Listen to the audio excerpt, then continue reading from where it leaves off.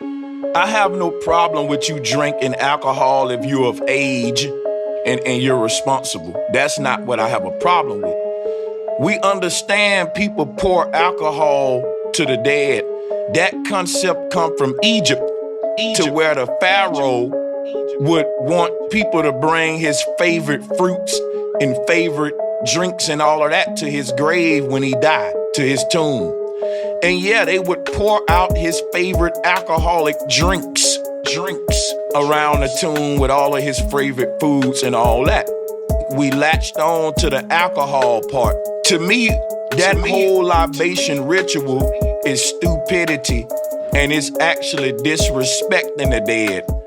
And I think the pharaohs were dummies.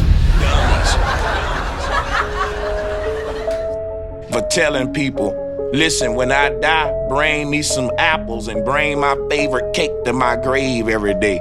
That's a waste of food, you big dummy. And they trying to live forever. I don't like the Egyptian religion was so stupid to me.